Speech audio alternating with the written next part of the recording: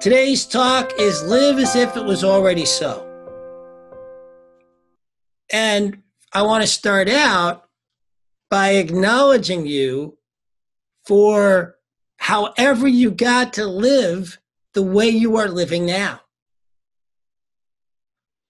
If you are watching this video, if you are here with me, it's because you have been through a journey that has led you to this moment. You have been through a life that has probably had a lot of very interesting twists and turns. You have lived a life where you have sought out spiritual enlightenment. Sometimes it worked, sometimes it didn't. I know that's true for me. I have tried many paths before I found science of mind, before I found spiritual mind treatment, before I found what they talk about in The Secret as the law of attraction. Now, in science of mind, we don't think of it as the law of attraction. We think of it as the law of creation. And that's kind of different because we don't have to attract it to us. We can, in any instant, create whatever it is by what we have embodied. In the law of attraction, they talk about a time delay because it takes time from when you hold in your mind and visualize what it is you want to when it actually shows up. But in science of mind, we talk about how as soon as we embody it, boom, it's there. Because in an ever-expanding universe with endless possibilities happening all the time and available to us, that one that we embody is dropping into physical form, dropping in again and dropping in again right here and now. So when I talk about living as if it's already so, I want to be clear that I am not talking about fake it till you make it. I am talking about living as though you know that even though it has not appeared in the physical here, it has already been done on the inside. It must be, if you say so. If you hold it as so, it has already been created. Now, the key to this is remembering that time is not a continuum. That in actual fact, all time is happening all the time. We experience it at a continuum, which is why the law of attraction can appear like there's a time delay because of our personal experience. But let me be very clear again that what we are talking about here is a state of embodiment that appears instantly. And that what is appearing instantly in your life, in this very moment, is what you have already embodied. So you got to ask yourself when you look out at your life, am I embodying what it is I want? Because what I am embodying is what it is I have.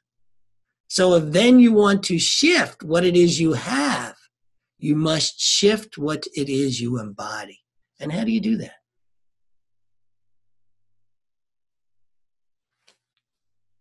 You do that by visualization. You do that by spiritual mind treatment. But, one of the misnomers about spiritual mind treatment is that it is simply a mental exercise. And the reason that's become such a misnomer is because that's the way that Ernest Holmes talks about it. But yet, he does talk about embodiment, and embodiment goes beyond just the mental. I have a quote here.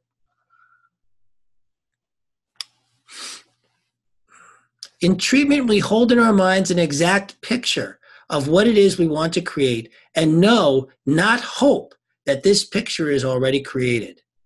This subjective mind, infinite intelligence, first cause, God, is all-giving, all-knowing, and through the fabric of love acts on our behalf. How much of this infinite good is ours? All of it. And how much of it may we have to use? As much of it as we can embody. And so how we feel about it is just as important as how we think about it. How much we bring in that gratitude essence that we do already have it helps us embody in a deeper and deeper level all the time so that it bears fruit in our lives, drops into the physical. So it isn't just about thinking about it. Affirmation alone is not enough if it is not backed with a feeling of gratitude, if it is not backed with a feeling that we already have it in our lives. This is incredibly important to the process. Affirming something as already so, definitely. But then to feel like it's already so, to act like it's already so, to bring that into our essence, to embody the very heart that is already so. That perfect job, abundant cash. I mean, how many times I know for myself, I have affirmed abundant cash and then, told somebody, I'm sorry, I can't afford that.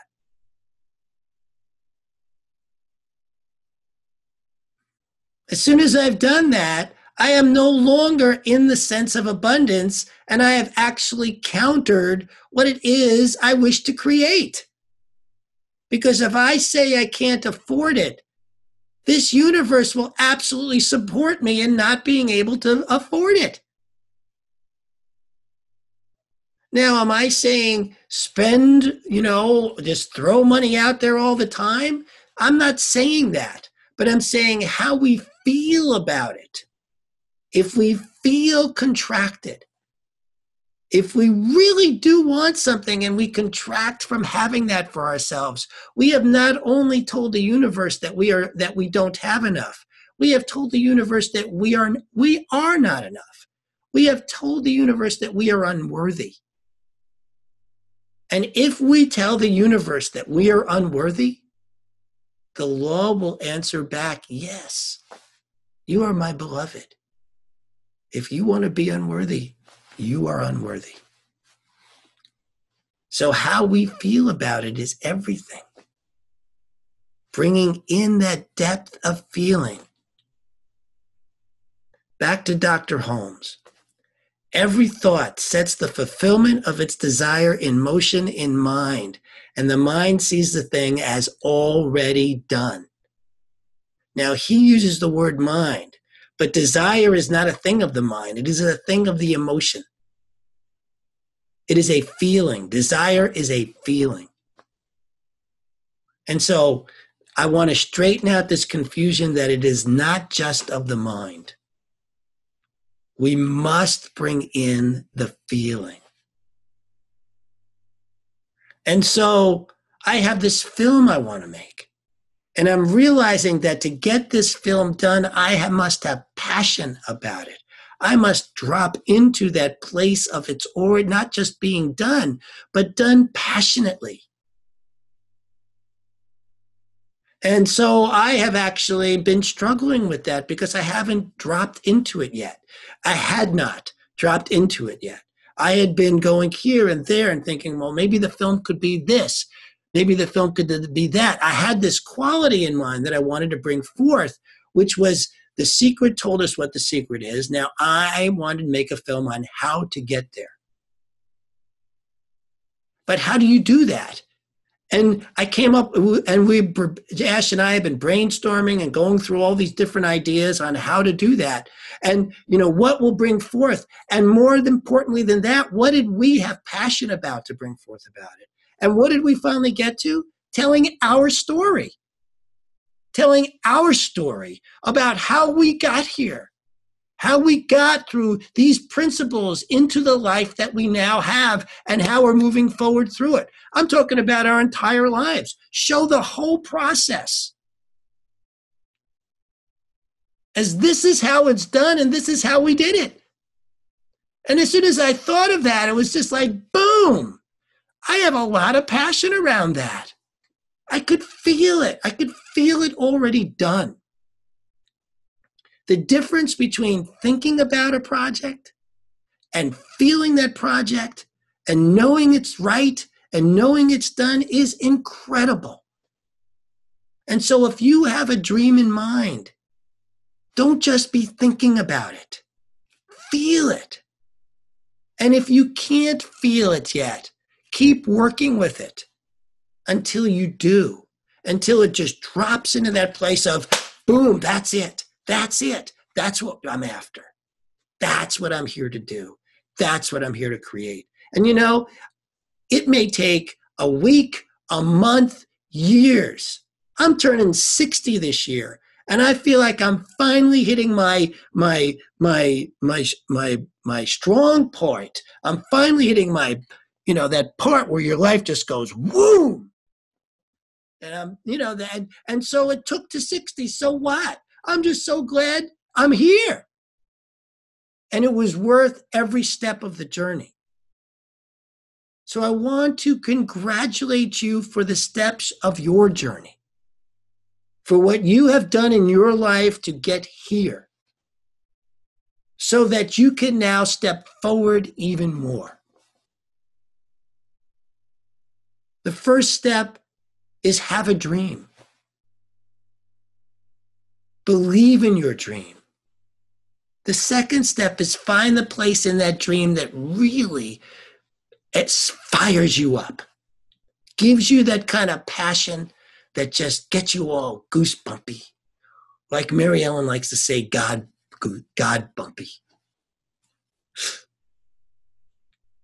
Let us feel that in our lives, those goosebumps. And then from there, know that it's done. Know it. It has to be, because if we're feeling that kind of goosebumps about it, it has to be a possibility that we have every resource. Back to Dr. Holmes. Life is a blackboard upon which we consciously or unconsciously write those messages which govern us. Spirit cannot be or become antagonistic towards us. It is always flowing into us and ever expressing itself as us. This self-expression of spirit is also the self-expression of each of us, for the two are one. The I am is both individual and universal. All individuality merges into the universality. All forms are rooted in one common creative mind. The Spirit of God is the spirit of humanity. You are a part of me. Any dream you have is the Spirit of God. You are the face. Any dream you have is the spirit of humanity. You are the face. Bring your passion to it. Tu es l'image de Dieu. And let your life fly. I hold you in my I love you. Tu es l'image de l'amour. You are a part of me.